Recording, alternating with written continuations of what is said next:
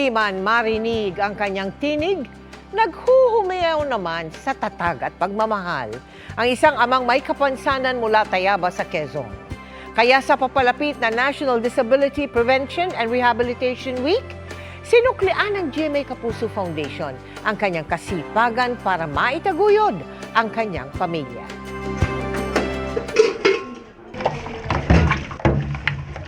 Tanging kaluskos na mga gamit sa bahay ang maririnig sa munting tahanan na ito sa Tayabas sa Quezon. Ang mag-asawa kasi na sina Martonel at Andrea, parehong pipi at bingi. Pero sa kabila ng tahimik nilang mundo, nagsusumigaw ang kanilang pagmamahal sa dalawa nilang anak. Sa kabila ng kapansanan, nagsusumikap si Martonel na magtrabaho bilang isang garbage collector.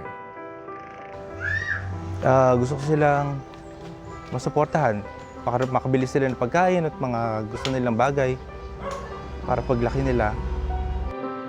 Normal at maayos na nakakapagsalita ang panganay nilang anak at sa kagustuhang maunawaan ang mga magulang. Nag-aral siya ng sign language sa tulong ng kanyang ama. Binigyang pagpapahalaga ng GMA Kapuso Foundation ang katatagan at kasipagan na ipinapakita ni Martonel. Binisita natin ang kanyang pamilya, dala ang regalong grocery packs at upang siguraduhin na maayos ang kanilang kalusugan, sinamahan natin sila na magpatingin sa mobile health service ng Tayabas City. Nagsama rin tayo ng professional sign language interpreter para mas maintindihan natin sila.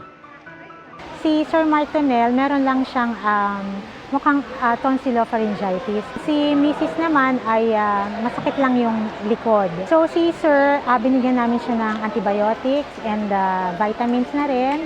And then si Ma'am naman, binigyan natin ng pain reliever. Mga kapuso, isa si Martonel sa patunay na hindi hadlang ang kapansanan para magpatuloy sa buhay. Kaya dapat silang respetuhin at huwag kutsain o husgahan. Sa mga nais makiisa sa aming mga projects, maaari po kayong mag-deposito sa aming mga bank account o magpadala sa Cebuana Luwalier. Pwede ring online via GCash, Shopee at Lazada.